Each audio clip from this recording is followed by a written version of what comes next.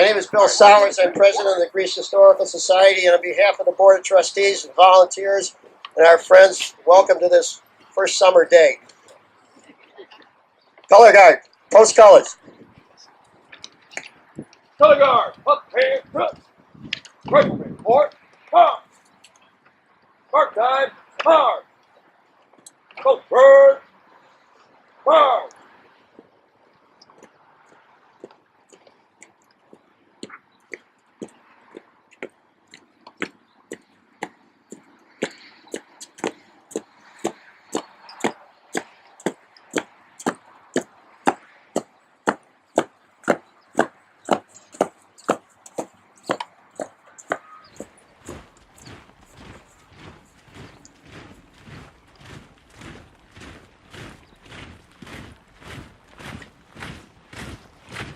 Mark time, march. Color guard, hold. Plant, wait. Join us in the Pledge of Allegiance. Repent, march. I pledge allegiance to the flag of the United States of America. To the republic for which it stands, one nation, under God, indivisible, with liberty and justice for all. Order, march. Many years ago, a young town supervisor had a vision to purchase this land for a future town center, and later convinced Wegmans to move this house to this site. It was scheduled for demolition so that the Greece Historical Society could have a permanent home. It was the very first building on this site. That young supervisor is here today to be our master of ceremonies. Would you please welcome former town supervisor and vice president of Mark IV, Don Riley.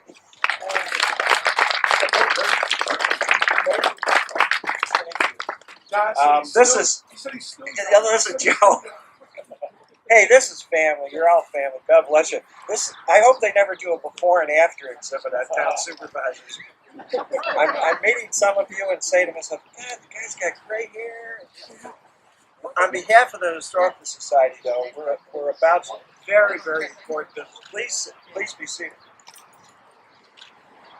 Senator Robach's going to take up a special collection for any of you in the front row in a few minutes. We are so honored to be joining the Greece Historical Society today to kick off and open up a wonderful, wonderful exhibit. We'll be getting to that in just a few minutes. Oh, B13, N7, is that better, Bill? Now we know who all the Catholics are in the room. We're joined here by the great color guard, a nationally award-winning color guard over many, many generations. We're so glad you could be with us today. Tom, beautiful notes. Tom and his group have raised tons of money for Honor Flight. How appropriate it is that you would help us recognize today. It's my great pleasure to recognize those who serve the public in a very special way, our elected public officials. You'll be hearing in a moment from Supervisor Bill Rylick. Bill, thank you so much for coming today. Michelle Marini, our Chief of Staff, and a lot of other things for us in the town of Greece. We're so delighted to have you here. We're also going to be hearing from Senator Joe Robach, and at that time I'll give him an appropriate introduction. We're also honored to have Peter Lawrence. Peter is a brand new minted assemblyman. Nothing going on in Albany of any consequence, is there, Peter? Peter served us, though, as the commander of the state police, Troop E, the major. He can also get you through any roadblock that any man could devise. But Peter, thank you so much for coming out. He represents our community. We're so glad that he took one step out of retirement from the state troopers and right into public service. We're also delighted to have Rick Antelli, our receiver of taxes. He and Kathy Taylor get these big votes, and they take all our money. I can't quite understand it. Rick, it must be that smile and your community support over the years. I know for the fire departments and your constituency when you served on the town board. So great to have you here, Rick. Representing members of the town board is Brett Granville. Brett is the second board councilman. Patty Hill is the epicenter. Where's Brett? Brett, thank you so much. He represents the center of our community in the Second Ward. We also have Diana Cristodaro, continuing the tradition of great women, elected officials serving our community. Diana, we're delighted that you could be with us today. Councilman Mike Berry, my councilman for 6 months of the year when I'm living on the beach, following a great tradition of the Berry family serving us. His dad's our chief judge. We have a chief judge in the town of Creeds. Mike, thank you for being with us on behalf of the Historical Society. We also are anticipating some others, and as they arrive, 5 o'clock traffic gets interesting, we'll be bringing them to your attention.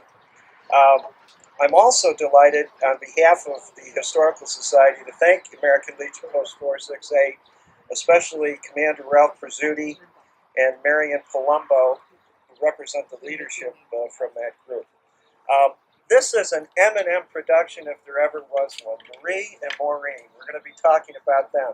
They've prepared speakers and all of us to really open up this exhibit in a very special way. This is really kind of sacred ground around here. It's a memorial town hall.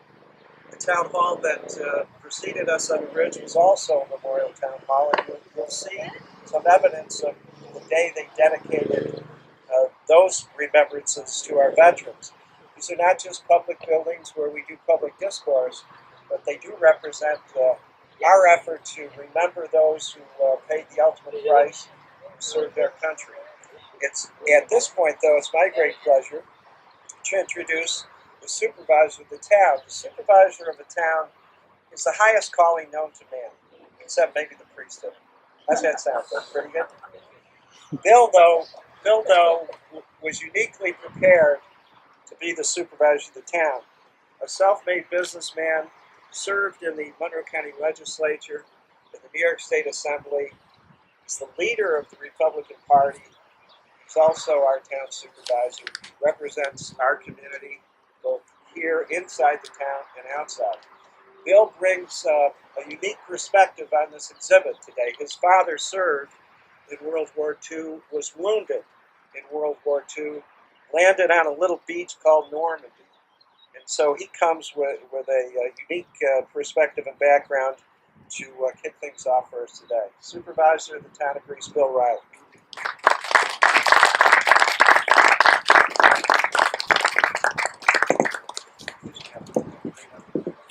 Thank you, Don.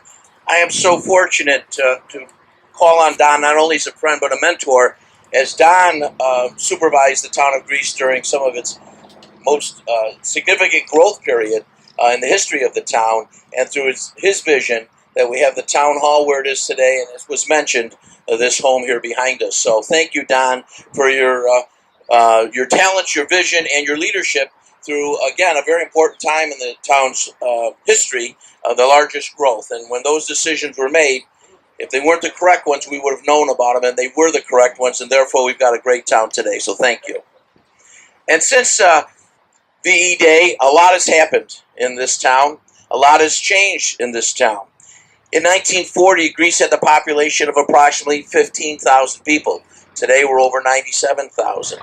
It was primarily an agricultural and residential town encompassing more than 50 square miles of land. The town was protected by a 10-member police force. Today, we have a 100-member police force, and 4 volunteer fire companies. There were 9 churches in town. The town had no high schools. Students attended Charlotte or John Marshall high schools in the city. There were 39 registered organizations for men, women, and young people, including a large chapter of the American Legion, 11 PTAs, political clubs, Grange halls, Boys and Girl Scouts, and firemen's associations, as well as 38 related church groups. Almost 2,000 town residents served in the military. 32 men died in service. By March 1942, 1,500 men and women had volunteered for civilian defense positions. By the end of 1944, town residents had collected 165.5 tons of scrap metal, 384 tons of waste paper, 3 tons of rubber, 4 tons of old rags, and 200 bags of milkweed. By the spring of 1944, there were more than 25 acres of victory gardens under cultivation in the town. And as Don mentioned before, I grew up in a household that early on we learned the appreciation for those that served. I also learned early on that even after the years of service, many of those scars are carried with them. As Don mentioned, my father was wounded actually twice during World War II. He was in the second-day landing of Normandy, but he spent out of 22 months in the service, 11 months in the hospital. He was a disabled veteran, so I understood that every day you could see the reminders, although he would never complain and never mention it. But I later, as I grew older, realized those were some war injuries that he was dealing with. And like the greatest generation that we have many of them here today, and I'm very honored to be in their presence, I call each and every one of them a hero. But if you talk to them, they will tell you, we just did what everyone else did. Well, they may talk about it that way. I look at it differently. And we wouldn't have the great nation we have today if it were not for their service and them responding to the call when it was necessary. And it was through their efforts that we were victorious. Because quite frankly, now when I watch a lot of the stories done on World War II, it's frightening to see how close it was and how it could have gone a different way if it were not for the courageous acts of the men that we're going to be introducing in just a moment. These individuals are truly American heroes, and again, I am honored to be in their presence. I'd like to introduce the individuals that are with us today. We have Harley Burgess.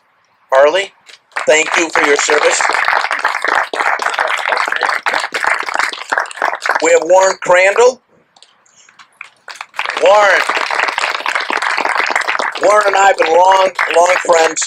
He was my industrial arts teacher in junior high. So, John Foy. John, thank you, John. George Haynes. Thank you, George. Always has a smile, George says. Stanley Wallach. Stanley. Thank you. A Pearl Harbor survivor. Dean McGregor. Oh, neither. Okay. We also have Chester Polinsky.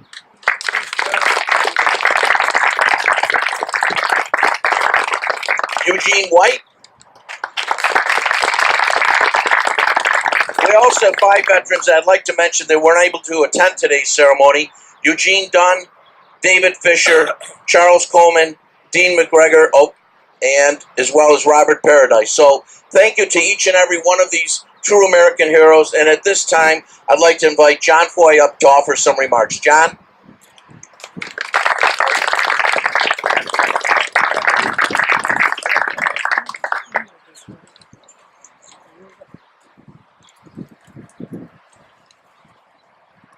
Thank you. Maureen asked me to tell you a little bit about the end of World War II in Europe, VE Day. I'm sorry that I have to kind of read most of my talk. I'm in my 90th year, and my short-term memory, I think, is abdicated. The end of World War II on May the 8th, 1945 was almost anticlimactic for my unit, the machine gun section of Company A, 347th Infantry, 87th Infantry Division, part of General George Patton's famous Third Army. We had fought in northern France, the bitter cold of the Battle of the Bulge, in the Ardennes of Belgium and Luxembourg. We had cracked the Siegfried Line, made assault crossings of the Moselle and then the Rhine rivers, and fought all the way across Germany. 200 men of my company had left the States. About 80 were killed in action, 153 were wounded, 6 were missing in action and unaccounted for. Of course, this includes many replacements. The cost was high. As we drove deeper into Germany, we began to see the real horror of the Nazis, the POW camps and the concentration camps. We liberated a few small camps, and then entered the huge Buchenwald death camps. The suffering, the torture, the living conditions of the people in these camps was beyond description. They were mostly Jews from all over Europe. There were also gypsies, Catholics, many priests, Russians, some German political prisoners. They were all just skin and bones. Bodies were stacked like cordwood all over. The stench was horrible. Men who had seen the worst horrors of war cried. We moved on, advanced across Germany, took many cities and towns, and finally the cities of Olstitz and Plauen, about 5 miles from the Czech border. It was now about the middle of April. We stayed in defensive positions around Olstitz. We had to move carefully not to run into the Russians. Olstitz had a large public bathhouse, which was still in operating condition. For most of us, it was the first bath we had had in 5 or 6 months. It was run by a couple dozen large German women, none less than 250 pounds, who scrubbed us with brushes. We were a bit raw, but clean. Combat patrols went out every day, and the Germans still had a lot of fight in them. We also took some artillery fire. Thousands of Nazi soldiers also came through our lines every day to surrender. They would do anything to get away from the Russians, who were only 10, 20 miles away. They now feared the Russian revenge for the savage fighting and murder of Russian civilians. A German general with about 20,000 of his men surrendered to us, and we were only 200 or 300 men. I was assigned to guard the general, mostly to keep our men from killing him. We allowed the German officers to keep their sidearms, their pistols, to help keep order among their own troops. We put large signs by the side of the road. Tanks here, artillery's there, rifles over there, machine guns here, pistols and swords over there. There were large piles of equipment all over the place. So we couldn't let the opportunity pass. We had to start a business. We filled a Jeep trailer with pistols and swords, the favorite souvenirs, and drove back to an advanced Air Force base about 20 miles in back of us. These guys were mostly officers, P-21 pilots, and by our standards, they were pretty rich. We sold them the pistols and swords for about $100 a piece, which was a fortune back then. The MPs caught up with us after a couple of trips, and that was the end of American enterprise. The Germans camped across the road from us under the command of their own officers, but doing what our commanders told them. On May the 5th, we made our last attack. We took several towns and crossed the Czech border. Thousands of German soldiers poured through our lines. They were terrified of what the Russians would do to them. We were set to jump off in another attack the next morning when word came down to hold our present position. Then we heard that the Germans were in the process of surrendering all their forces. The official end of the war was May the 8th, 1945. Peace at last. No more killing. You can imagine what that meant. No more killing to combat soldiers. It was something we really waited for. We had a formation of our battalion that day for a memorial service to honor all our dead. It was okay to cry. It's difficult to describe the bonds between men who have served together in combat. In a work situation, you depend on the man next to you to carry his part of the load. In combat, you would depend on and expect the man next to you to protect you, and even put their lives on the line to save yours, as you would do for them. Our battalion commander put up a large sign at the battalion command post. Real large print said, Achtung, Achtung, closed season on all Germans. If you have to shoot somebody, do it in a friendly manner. By order of Colonel Cobb. We met the Russian army that day also. We couldn't believe what we saw.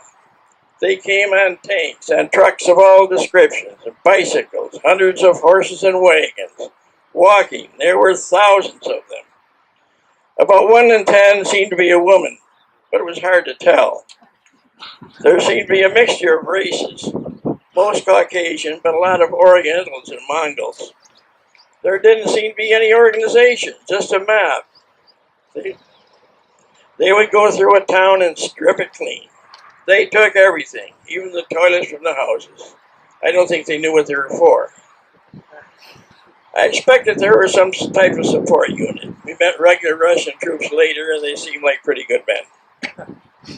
Toward the end of the war, the Germans were down to their reserve forces, old men and young boys, 15, 16 years old, to protect their towns. And these young boys were Nazi fanatics.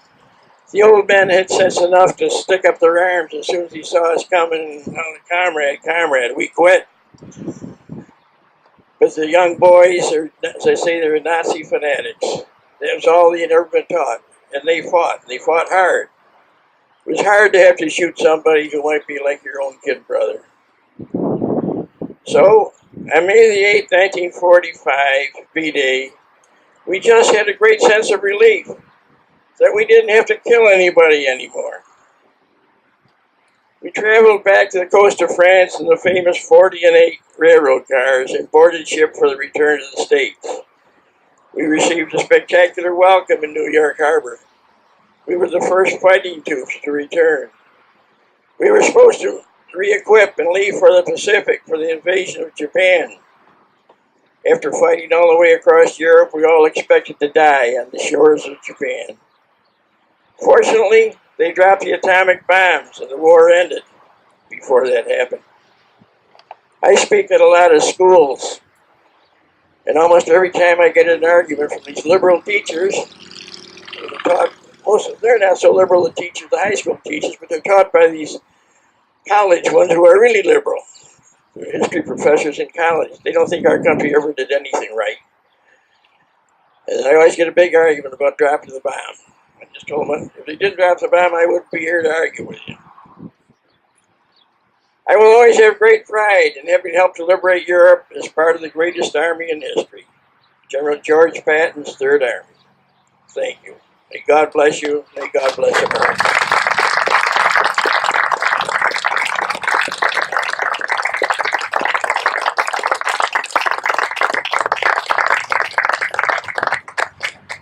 How wonderful it is to have an eyewitness, those veterans of John, to the history that we would read about. We're delighted to be joined by Tomkiewicz is in the house. Thank you so much, County Legislator. Thank you so much for joining us. My pleasure now to introduce Joe Robach. He's an upstart politician in town.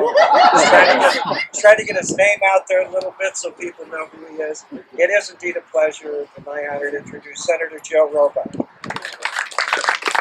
Thank you, Don. And happy to join you, and let me add my thanks to the Greece Historical Society, not only for the exhibit, but really another way to honor our veterans, which we can never do enough. And I'm always so proud that this community does it like no other. We all celebrate the 70th anniversary of the ending of the war in Europe, and it's true, as Supervisor Reilich said, I feel even though it's these years later, you really paid the price for the freedoms that our generation has, and now my children and grandchildren are going to have, and that could have went the other way. If it wasn't for the willingness, the strength, the ability of Americans to rise up against this ugly head of tyranny and aggression in the world, who knows what would have happened. So today, we do remember. The Historical Society wants to mark it, have this exhibit, and we come here today to thank you. And I would first say, I thank God for you that made it and survived and living. But it's my job now to also take a moment to reflect and pay tribute to those people from our community who did not make it back and really paid the ultimate sacrifice for our freedom, their lives, so we could live with the freedoms and the great things that we have today. So let us remember these 33 Greece residents who did not return and paid the ultimate sacrifice. Albert Baker Jr., Louis Beamish, Charles A. Boyd, Kermit T. Britton, Walter Britton, Lawrence T. Buckley, Harold Carlson, Lloyd Howard Coster, Guy W. Frazier, David F. Hare, Alan J. Hoppenthal, James W. E. Jackson, James Keegan, Earl J. Lawson, Edward G. Lynn, Kenneth Lynn, George Martin, Vaughn C. Martin, Donald McCann, Albert J. McCarthy Jr., John P. McKay, Philip R. Miller, Emil Nicoletti, Dred F. Parks, George Pollock, Leo W. Pylon, Willard E. Purdy, Bernard R. Ryan, Roy Sheesby, Theodore Swazowski, Jasper Van Nile Jr., Elmer R. Vogt, and finally Paul Walker, not a Greece resident, but the fiancée of Alta Prince Reinemann, who shared her story for our exhibit here at the Greece Historical Society. And now I would ask Tom Allen, who you heard before, has given up so much of his time for every Veterans Affair, to honor these fallen with taps.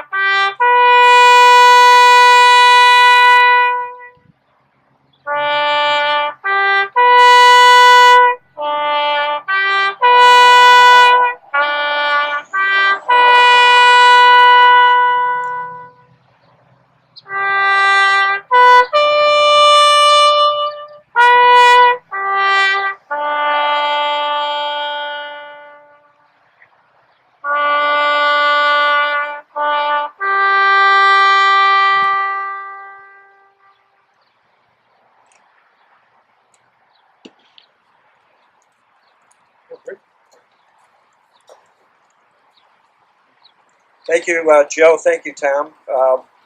Now we're gonna tell you a little bit about the exhibit. But before we get to that, I'd like to ask for a little remembrance of Ginny Tomkiewicz, who we put to rest in April.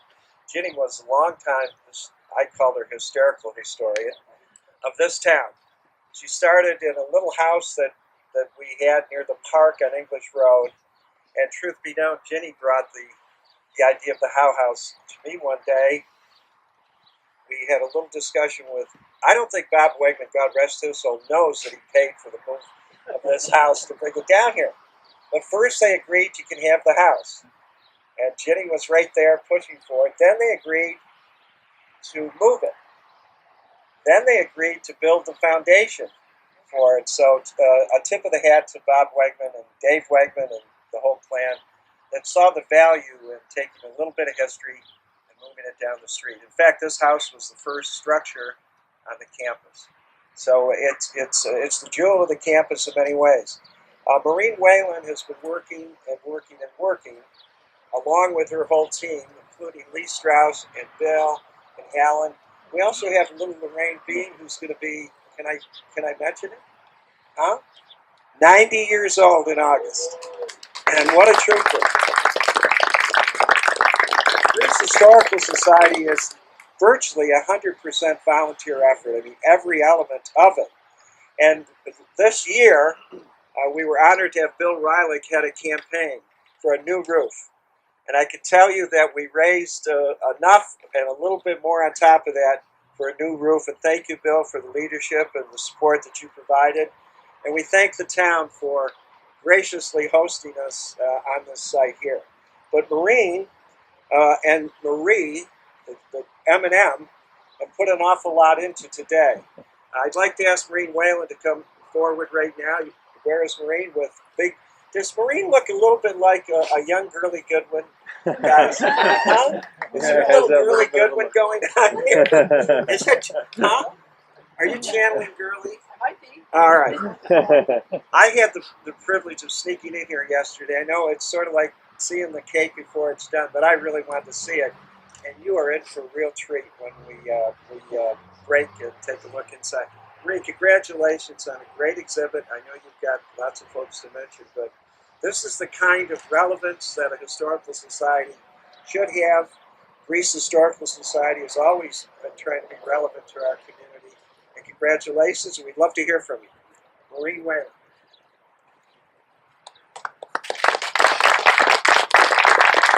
Thank you, Dan. Let me say what a pleasure and privilege it was for me to interview these 12 veterans and 2 of their girls back home. Their accounts form the nucleus of our exhibit. This exhibit focuses on the story part of history. Their stories are very unique and fascinating. But what I found in common about them all was that they do not consider themselves heroes. They were just doing what needed to be done. But we know differently, don't we? They saved the world. We gathered a great deal of material for this exhibit, and it is spread all over the museum and the house. We've even given you a little map to guide you through because there are so many exhibits that we want you to look at. Once the exhibit comes down in December, these veterans' stories and the history of our town during that era will be preserved because the Society has published a book in conjunction with the exhibit. And each of our veterans has one in their packet. And you each also have a copy of the interview that I did with you, a digital copy of it. Of course, in the Society, we will hold on to the oral history recordings done with these veterans, and that will allow future generations to hear your stories in your own voices. Unfortunately, according to the National World War II Museum, every 3 minutes, a World War II memory is lost. Of the 6 million men and women who served during the Second World War, there are fewer than 900,000 still living. I hope you will all take time to browse the exhibit before going over to the American Legion Post for the hors d'oeuvre reception at 7:30. Which brings me to my next point. We couldn't have put this exhibit on in this event without the help of many people. First of all, the American Legion Post. We've mentioned Ralph and Marion, but I also want to thank my friend Mary Ellen Ostrander, who put me in connection with a lot of the veterans. George Dadson and his honor guard, and Tom there on the trumpet. Chuck Bayless and the Military History Society of Rochester. Steve Magneni of the Signery. Yvonne Catrinola of Fleming Point. The Greece Chamber of Commerce. The Odenbach family. Ed Fix. Catherine Surluk. Jack Kemp. And Sam Green. And many, many, many thanks to the exhibit committee who put in countless hours preparing this exhibit. Kathy Anderson, Ruth Kircho, Kathy Firkins, Lorna Logan, Alan Mueller, Sandy Peck, Marie Poynan, Bill Sowers, Lee Strauss, Joe Vitello, and Patrick Warboys. Bob Bilsey, who's volunteering as our official photographer tonight, would like to get a picture of all the vets and the officials immediately following this ceremony. We're going to do it right here near the front porch. However, the rest of you, because I know how long it takes to set up a formal photograph, the rest of you might actually want to go into the house and start looking at the exhibits. There will also be plenty of opportunities to have your picture taken inside with different elements of the exhibit if you so wish. Thank you all for coming to help us celebrate, and I hope you enjoy our town in World War II.